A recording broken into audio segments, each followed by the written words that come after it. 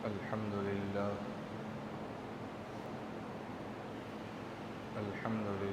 نحمده ونستعينه ونستغفره ونؤمن به ونتوكل عليه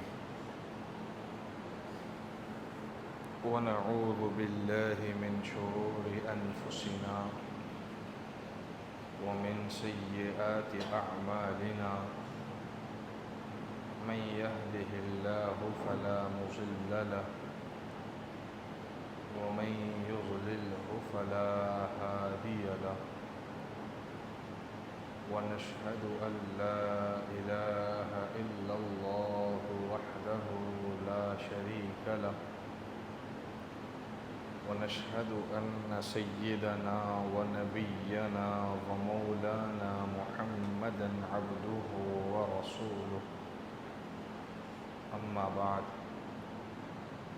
فقد قال الله تبارك وتعالى في القرآن المجيد والفرقان الحميد فأعوذ بالله من الشيطان الرجيم بسم الله الرحمن الرحيم يا أيها الذين آمنوا إنما الخمر والميسر والأنصاب والأزلام رجس من عمل الشيطان فاجتنبوه لعلكم تفلحون صدق الله العظيم وقال النبي صلى الله عليه وسلم كل مسكر حرام أو كما قال عليه الصلاة والسلام اللهم صل على سيدنا ونبينا ومولانا محمد في أول كلامنا اللهم صل على سيدنا ونبينا ومولانا محمد في أوسط كلامنا اللهم صل على سيدنا ونبينا ومولانا محمد في آخر كلامنا بزرگان محترم، عزیزان گرامی، حاضرین عظام، اللہ تبارک و تعالی نے نبیوں کا سلسلہ اس لیے جاری و ساری فرمایا تھا کہ امت کو جنت میں داخل کرایا جائے، انسانوں کو غیر اللہ کے دروازوں سے اٹھا کر ایک اللہ کے دربار پر لایا جائے۔ گزشتہ بات بتائی گئی تھی کہ آدم علیہ السلام سے دو سلسلے شروع ہوئے تھے، ایک سلسلہ انسانوں کا شروع ہوا اور دوسرا سلسلہ نبیوں کا شروع ہوا تھا۔ انسانوں کا سلسلہ قیامت تک چلے گا، لیکن نبیوں کا سلسلہ 1400 سال پہلے اس نبی پر رک گیا ہے جو میرے اور آپ کے آنکھوں کی ٹھنڈک ہے، جو میرے اور آپ کے ایمان کا محور ہے، جن سے محبت کرنے پر دل کو سکون ملتا ہے، جن کی سنتوں پر چلنے پر جنت کا وعدہ ہے، جن کے لائے ہوئے شریعت پر عمل کرنے پر جنت کا وعدہ ہے، میرے اور آپ کے آنکھوں کی ٹھنڈک ہے۔ ہمیں اپنے والدین سے بھی اتنی محبت نہیں ہے جتنے اس آخری نبی سے محبت ہے، ہمیں اپنے بیوی بچوں سے بھی اتنی محبت نہیں ہے جتنی محبت ہمیں اس آخری نبی سے ہے۔ یہ خوش نصیبی ہے کہ ہم کو اس نبی کی امت میں پیدا کیا گیا، یہ خوش نصیبی ہے کہ وہ نبی اللہ نے عطا کیا ہے جن کے چہرے کو دیکھنے کے لیے جبرائیل آسمان سے اترا کرتے تھے۔ ہم خوش نصیب ہے کہ وہ نبی ہم کو ملے ہیں کہ جو آنے کو تو آخر میں آئے لیکن تمام نبیوں کے سردار ہے۔ ہم خوش نصیب ہے کہ وہ نبی ہم کو ملے ہیں کہ معراج کی رات مسجد اقصی میں جس نے تمام نبیوں کی امامت کرائی، امت کو یہ بتا دیا کہ یہ نبی آنے کو آخر میں آئے ہیں، لیکن اول تا آخر تمام نبیوں کے امام بھی ہے، تمام نبیوں کے سردار بھی ہے۔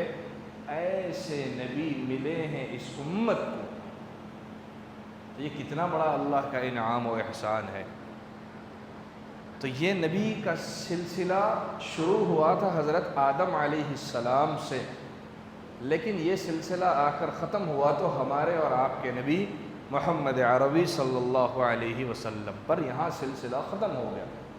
اب انسان تو آتے رہیں گے اور قیامت کی صبح بھی ہو جائے گی، مگر اب کوئی نیا نبی پیدا نہیں ہوگا۔ یہ ایمان اور اس عقیدے کے ساتھ جینا اور مرنا کا نام صحیح معنوں میں مسلمان اور اہل ایمان مومن ہے۔ یہ بات گزشتہ بتائی گئی تھی کہ پچھلی نبیوں کے امتیوں کو صرف ان کے نبی کا کلمہ پڑھ لینا کافی تھا۔ موسیٰ علیہ السلام کی قوم کو صرف موسیٰ علیہ السلام کا کلمہ پڑھ لینا کافی تھا، لا الہ الا اللہ، موسیٰ کلیم اللہ۔ ایسے ہی حضرت عیسیٰ علیہ السلام کی امت کو لا الہ الا اللہ، عیسیٰ روح اللہ، تو لا الہ الا اللہ، ابراہیم خلیل اللہ۔ تو صرف پچھلی نبیوں کو مان لینا کافی تھا، لیکن اس امت کے لیے صرف نبی پر ایمان لانا کافی نہیں ہے، بلکہ نبی پر ایمان لانے کے ساتھ یہ ایمان بھی ضروری ہے کہ میں آپ کو اللہ کا رسول مانتا ہوں اور آخری رسول مانتا ہوں۔ اگر نبی کو رسول مان لے لیکن آخری رسول نہ مانے تو پھر وہ مومن نہیں۔ نبی کو ہم رسول مانتے ہیں اور آخری رسول مانتے ہیں، آپ کے بعد اب اگر کوئی شخص نبوت کا دعویٰ کرے گا تو وہ 100% ملعون ہوگا، اس کو نبی تسلیم نہیں کیا جائے گا۔ جب یہ عقیدہ ہم نے مان لیا اور اس عقیدے کے ساتھ ہم زندگی گزار رہے ہیں اور ہمارا یہی ایمان ہے اور موت تک بھی ہم اپنے عقیدے کو بدلنے والے نہیں، تو اب دیکھنا یہ ہے کہ جس نبی کے ہم ماننے والے ہیں ان کے آنے کا مقصد کیا ہے۔ جس نبی کے ہم ماننے والے ہیں انہوں نے ہم کو کیا تعلیمات دی، جس نبی کے ہم ماننے والے ہیں انہوں نے ہم کو راستہ کون سا بتلایا، جس نبی کے ہم ماننے والے ہیں ان کی شریعت نے ہمارے لیے 100% راحتیں رکھی ہیں، تو ہمیں جان کر اس پر عمل کرنے کی ضرورت ہے۔ نبی علیہ السلام کی 24 گھنٹے کی فکر تھی کہ امت کو جہنم کی آگ سے کیسے بچایا جائے۔ ہر وقت اللہ کے نبی کو یہ فکر رہا کرتی تھی۔ جبرائیل علیہ السلام آئے، آ کر کہنے لگے کہ یا رسول اللہ، جہنم کے نچلے درجے میں منافقوں کو ڈالا گیا، اس کے اوپر کے درجے میں مشرکوں کو ڈالا گیا، اس کے اوپر کے درجے میں فلاں امتی فلاں نبی کی امت کو ڈالا گیا، اس کے اوپر کے نتیجے میں فلاں کی امت کو ڈالا گیا، اس کے اوپر کے درجے میں فلاں نبی کی امت کو ڈالا گیا۔ پھر اس کے بعد ایک درجے پر پہنچ کر جبرائیل خاموش ہو گئے۔ اللہ کے نبی نے پوچھا کیا ہوا، کیوں خاموش ہو گئے، کیا بات ہے؟ تو کہنے لگے یا رسول اللہ، ایک درجہ ہے جس میں آپ کے امت کو ڈالا جائے۔ نبی علیہ السلام مسلسل 3 دن یا 10 دن یا اس سے زیادہ اس غم میں تھے کہ مسجد نبوی میں آتے، سلام کا جواب دیتے اور نماز پڑھا کر گھر چلے جاتے، کسی سے ملاقات نہ کوئی بات چیت کرتے اللہ کے نبی۔ حضرت ابو بکر پریشان ہو گئے، جا کر دروازے کے باہر حضرت ابو بکر نے دستک دی اور سلام کیا، السلام علیکم، اندر سے جواب نہیں آیا، واپس لوٹ کر آئے۔ پھر حضرت عمر کو بھیجا، حضرت عمر گئے، جا کر سلام کیا، پھر واپس آ گئے۔ حضرت علی رضی اللہ عنہ کے پاس صحابہ گئے، جا کر کہنے لگے کہ بھائی آپ تو رشتے میں نبی کے بھائی بھی ہوتے ہیں، 10 دن ہو گیا ہے اللہ کے نبی ہم سے بات نہیں کر رہے ہیں، سلام کا جواب دے رہے ہیں، نماز پڑھا کر جا رہے ہیں، بس کیا بات ہے؟ تو حضرت علی نے کہا کہ میں بھی جاؤں گا تو مجھے بھی کوئی جواب نہیں آئے گا، لہذا ایسا کرتے ہیں نبی کی چہیتی بیٹی حضرت فاطمہ رضی اللہ عنہا کو بھیجتے ہیں۔ جب حضرت فاطمہ رضی اللہ عنہا تشریف لے گئی تو جا کر سلام کیا، ابا جان میں آپ کی بیٹی فاطمہ ہوں۔ نبی آئے اٹھ کر اور اپنی بیٹی کا استقبال کیا۔ اس کے بعد حضرت فاطمہ نے پوچھا کہ ابا جان کیا ماجرا ہے کہ آپ کسی سے بات چیت نہیں کر رہے ہیں، غم زدہ لگ رہے ہیں، کیا ماجرا ہے؟ تو میرے نبی نے فرمایا بیٹی مجھے جبرائیل نے بتایا کہ میری امت کو بھی جہنم میں ڈالا جائے گا، یہ صدمہ مجھ کو لگا ہے، یہ تکلیف مجھے کھائی جا رہی ہے، میں نہیں چاہتا کہ میرا کوئی امتی جہنم میں داخل کیا جائے، میں نہیں چاہتا کہ میرے امتی کو جہنم کا منظر دیکھنا پڑے، میں چاہتا ہوں کہ میری امت 100% جنت میں داخل ہو جائے۔ میرے آنے کا مقصد یہی تھا کہ ایک ایک شخص جب کلمہ پڑھتا تھا اللہ کے نبی کے آنکھوں سے خوشی کے آنسو نکلتے تھے۔ قرآن مجید میں اللہ کے نبی کو یہ کیوں فرمایا گیا کہ آپ اپنے آپ کو آپ ہلاکت میں مت ڈالیے، اپنے آپ کو آپ مشکل میں مت ڈالیے۔ نبی علیہ السلام جب جاتے دین کی دعوت دینے کے لیے اس قدر عاجزی کرتے، اس قدر آپ سمجھاتے کہ حقیقت میں دیکھا گیا تو دنیا کی تاج لا کر آپ کے قدموں میں رکھ دیا گیا تھا، ساری دنیا کی حکومت آپ کو عطا کر دی گئی تھی، لیکن اللہ کے نبی ایک ایک کو جا کر سمجھاتے، اتنا سمجھاتے کہ قرآن کو نازل ہونا پڑا۔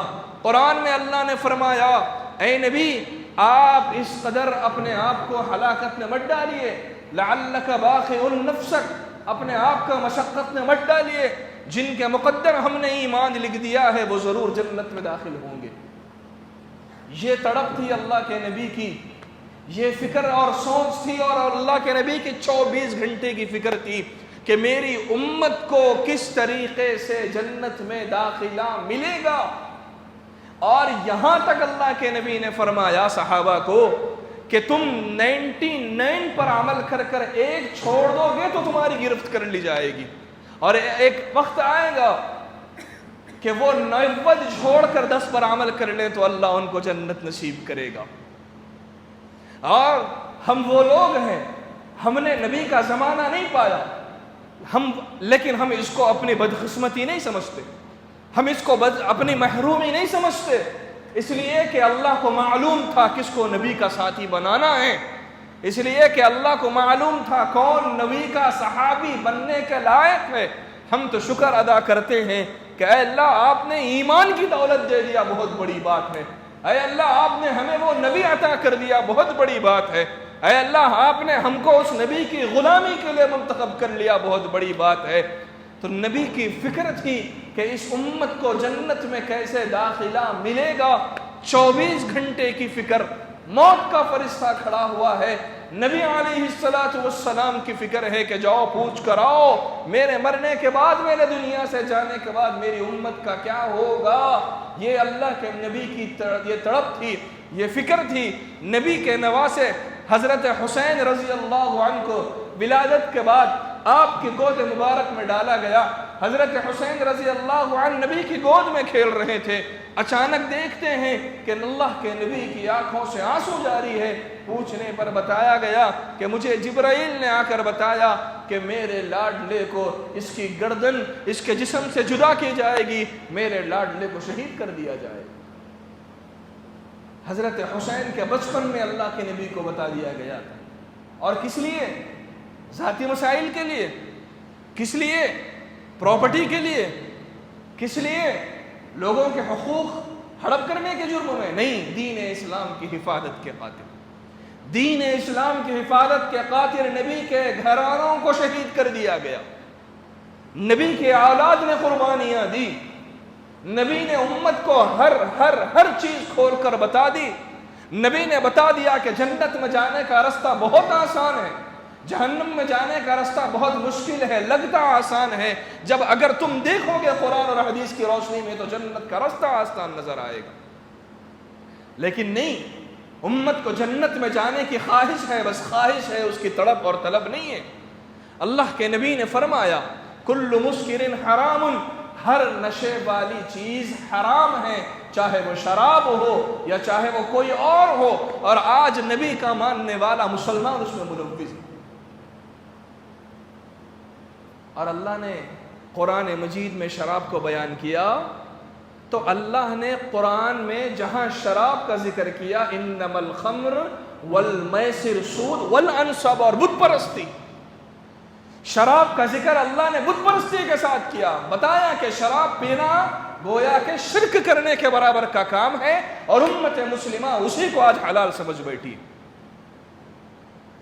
نبی نے فرمایا ہر نشے والی چیز حرام ہے، اور آج کا نوجوان، یہ نوجوان ہی تو امت کا مقدر ہے، یہ نوجوان ہی تو ہیں جو امت کو سنبھالیں گے۔ سلطان صلاح الدین ایوبی ایک نوجوان ہی تھا جو اٹھا اور مسجد اقصیٰ کو جس نے فتح کیا۔ امت کی رسی اس نوجوان ہی کے ہاتھ میں ہوتی ہے، نوجوان ہی امت کو ان کے پائے تک پہنچائیں گے، نوجوان ہی امت کی کشتی کنارے تک لگائیں گے۔ اور اللہ کے نبی نے فرمایا بزرگی، بڑھاپے کا سجدہ سجدے سے کئی افضل جوانی کا سجدہ ہے، بڑھاپے کے توبہ سے کئی گنا افضل جوانی کی توبہ ہے۔ اور آج امت مسلمہ کا نوجوان عبادتوں میں نہیں ہے، اللہ سے معافی مانگنے میں نہیں ہے، قرآن کی تلاوت میں نہیں ہے، امت کا اکثریت طبقہ لگا ہوا ہے، کوئی شراب پینے میں، کوئی نشے کی گولیاں کھانے میں، کوئی کسی اور چیز میں، کوئی ڈرگس میں مبتلا ہے، کوئی گانجے میں مبتلا ہے۔ اس لیے اللہ کے نبی آئے تھے، یہی نبی نے امت کو تعلیمات دی تھی۔ نوجوان معاشرہ تو امت کا مقدر ہوتا ہے، نوجوان معاشرے کی عبادت، اس کی توبہ، ہاتھ اٹھتے ہیں تو اللہ اس کی دعا کو رد نہیں کرتا۔ آج کا نوجوان کہاں ضائع ہو گیا ہے؟ نتیجے میں امت مسلمہ پر حالات آتے ہیں تو کوئی کوڑوں میں پڑا ہوا ہوتا ہے، کوئی مریض مرض میں مبتلا ہوتا ہے، اور کوئی نشے میں پڑا ہوا ہوتا ہے۔ یہ نبی کی محبت ہے؟ یہ نبی کی تعلیم ہے؟ قرآن کے خلاف کام کرنے والا مسلمان ہو سکتا ہے؟ قرآن کی بات کا انکار کرنے والا مسلمان ہو سکتا ہے؟ شرک جیسے حرام ہے، بت پرستی جیسے حرام ہے، اللہ کے علاوہ کسی کے ساتھ اللہ کے ساتھ کسی کو شریک کرنا جیسے حرام ہے، اللہ نے تو سود بھی ویسے حرام کیا ہے، اللہ نے شراب بھی تو ویسے حرام کیا ہے۔ اور نبی نے، ہم کیا سمجھتے ہیں کہ اسلام میں صرف شراب حرام ہے؟ شراب کے ساتھ ہر وہ چیز اسلام میں حرام ہے جس میں نشہ ہو، جس کے پینے سے نشہ آئے، یہاں تک کہ اگر کھجور 2 دن تک بھگا دیا جائے تو اس پانی میں نشہ پیدا ہوتا ہے، اسلام اس پانی کو بھی پینے سے منع کرتا ہے۔ جب اسلام میں شراب کی ابھی حرمت نازل نہیں ہوئی تھی تو اس وقت تک صحابہ میں بھی کچھ تھے جو شراب پیتے تھے، کیونکہ اس وقت تک شراب حرام نہیں ہوئی تھی۔ لیکن جب اللہ نے شراب کو حرام کر دیا، کسی کے گلے میں شراب تھا تو انہوں نے فوراً الٹی کی، کسی کے پاس شراب کے مٹکے تھے فوراً انہوں نے پھوڑ دیا، کہ جب نبی نے کہہ دیا کہ اللہ نے شراب کو حرام کر دیا، اب کوئی تعلق نہیں۔ یہ تھے کامیاب، یہ تھے صحابہ۔ آج کا مسلمان شراب کو ایسے پیتا ہے کہ یہ اسلام میں چھوٹا موٹا گناہ ہے، شرم نہیں آتی۔ نبی کا نام جس زبان سے لیتے ہو اسی سے شراب پیتے ہو، شرم نہیں آتی۔ خدا کا جس زبان سے ذکر کرتے ہو اسی سے شراب پیتے ہو، شرم نہیں آتی۔ نبی کا بابرکت نام لینے کے لیے بابرکت زبان چاہیے، اور ہم خنزیروں اور کتوں کا پیشہ پیتے ہوئے اللہ کے نبی کا نام زبان سے نکالتے ہیں۔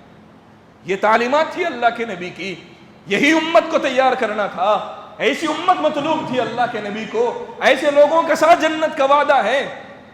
ہم نے مذاق کیا نبی کی سنتوں کے ساتھ، ہم نے شریعت کا جنازہ نکالا۔ سود دیتے ہوئے شرم نہیں آتی؟ مجبور اگر آ رہا ہے اس کی مجبوری میں قرض کے لیے سود پر پیسہ لیتے ہو۔ نبی سے بڑا مالدار کوئی نہیں تھا، کبھی دیکھا آپ نے؟ نبی مصلی پر آئے، اچانک آپ کو ایک بات یاد آ گئی، آپ فوری اپنے گھر چلے گئے، جا کر پھر آئے، صحابہ نے پوچھا یا رسول اللہ کیا بات ہے؟ آپ مصلی پر کھڑے ہوئے تھے نماز پڑھانے کے لیے، آپ اچانک جا کر آئے۔ اللہ کے نبی نے فرمایا کہ میرے گھر میں 1 درہم رکھا ہوا تھا تو میں نے اس کو صدقہ کر دیا، میں نہیں چاہتا کہ میرے پاس کوئی مال رہے۔ جس کے پاس مال و دولت تھی انہوں نے اللہ کی راہ میں صدقہ کر دیا، اور جس کو اللہ نے مال دیا اس نبی کی امتوں اور بدبختوں نے یہ کام کیا کہ نبی کے ماننے والوں کو سود پر پیسہ دینا حلال کیا اللہ نے۔ یہ نہیں فرمایا اللہ کے نبی نے کہ سود کھانا ایسے ہے کہ تم نے باضابطہ یہ اعلان کر دیا کہ اے اللہ آپ اور آپ کا رسول مجھ سے جنگ کرنے کے لیے آ جائیں۔ نبی نے فرمایا سود کھانا اللہ اور اس کے رسول سے مقابلہ کرنے کے لیے تیار ہو جانا، سود کھانے والے کو یہ بات فرمائی۔ تو اب اگر ہم سود لیں گے تو اب بتاؤ یہ اللہ سے جنگ کا اعلان نہیں ہوا؟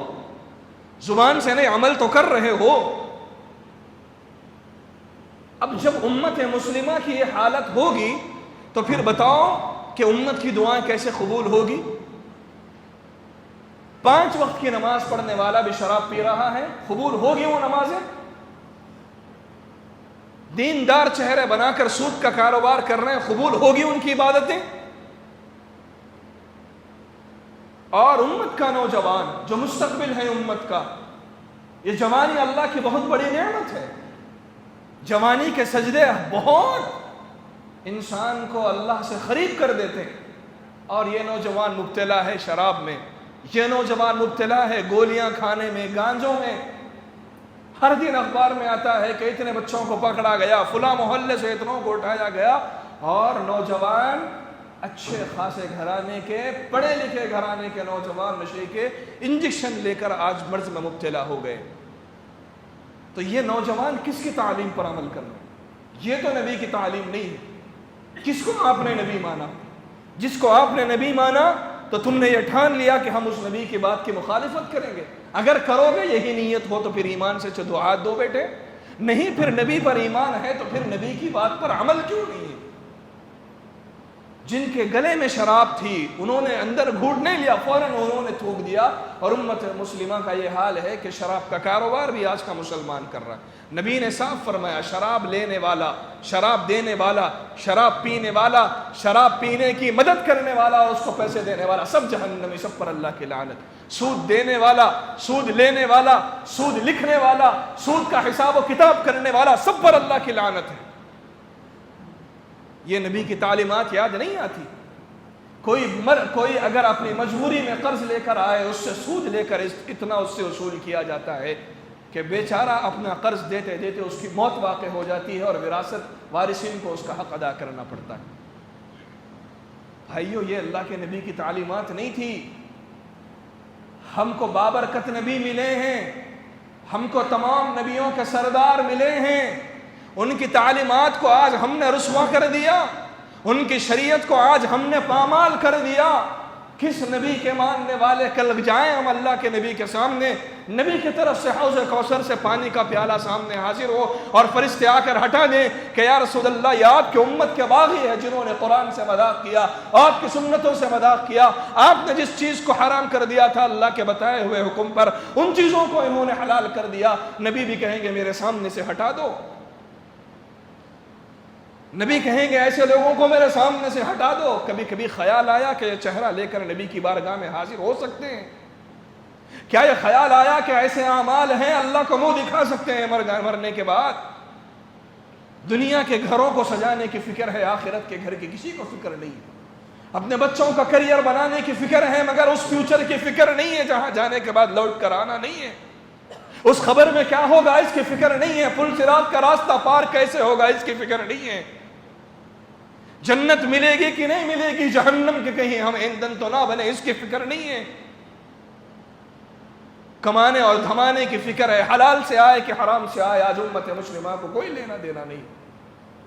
یہ اللہ کے لیے غلط فہمی سے نکلو۔ شرک جیسے حرام ہے شراب ویسے حرام ہے، شرک جیسے حرام ہے سود ویسے حرام ہے۔ دل کی تسلی کے لیے تعویل مت کرو، مانو اور چھوڑو شراب کو، سود کی لعنت سے نکلو۔ آج ہماری دعائیں نہیں قبول ہو رہی ہے، اس کی وجہ یہی ہے کہ ہم نے لوگوں کے حقوق دبائے ہوئے ہیں۔ خود شراب پی کر اللہ کی رحمت کو نازل کر دے، کیسے آئے گی اللہ کی رحمت نازل؟ مسجد اقصی فلسطین، جو مسجد اقصی فتح بھی، کیا ایسے ہی نوجوان تھے سلطان صلاح الدین ایوبی؟ ایسے ہی نوجوان تھے کہ شراب پینے والے، سود میں ملوث، اگر ہوتے تو اللہ اتنا بڑا کام لیتا ان سے. ان کے مرنے کے اتنے سال بعد آج امت مسلمہ یاد کرتی ہے کہ آج کوئی امت میں سلطان صلاح الدین ایوبی کو اللہ پیدا کر دے. پیدا ہوں گے، سلطان صلاح الدین ایوبی آج پیدا ہو سکتے ہیں. ہر پیدا ہونے والے کو فکر ہے اپنے دنیا کو سجانے کی، آخرت کو کسی کی فکر نہیں. نہ والدین ایسی تربیت کر رہے ہیں اپنے بچوں کی. وہ سلطان صلاح الدین ایوبی کی ماں ان کو صحابہ کے قصے سناتی تھی، اور آج ہم اپنے بچوں کو کارٹون سناتے ہیں، فلاں کہانی، جھوٹے موٹے کہانیاں گڑھ کر آج سناتے ہیں. کیا صحابہ کی زندگی بچوں کو سنانے کے لیے کافی نہیں ہے؟ کیا اللہ کے نبی کی زندگی بچوں کو سنانے کے لیے کافی نہیں ہے؟ کچھ سال پہلے ایک ویڈیو آیا تھا، آپ نے بھی شاید دیکھا ہوگا. اسکول کا ایک بچہ چھوٹا رو رہا ہے، تو اس سے پوچھا گیا کہ کیوں رو رہے ہو؟ تو کہنے لگا کہ میری ماں ہر دن رات میں مجھے نبی کی زندگی کے بارے میں سناتی تھی کہ نبی ایسے ہیں، نبی ایسے ہیں، ایسے ہیں. تو میری یہ خواہش تھی کہ میں اس نبی سے ایک مرتبہ ضرور ملوں گا. اور آج مجھے اسکول میں لیسن میں بتایا گیا کہ وہ نبی تو دنیا سے رخصت ہو گئے، ان کا انتقال ہو گیا. اس غم میں چھوٹا معصوم بچہ رو رہا تھا. کیا ہم کو ہے نبی سے ملنے کی خواہش؟ کیا ہم کو ہے یہ چہرہ لے کر نبی کے سامنے جانے کی خواہش؟ غفلت سے نکلیے. جب تک ہم خود اپنے آپ کو نہیں بدلیں گے اللہ کی مدد نہیں آئے گی.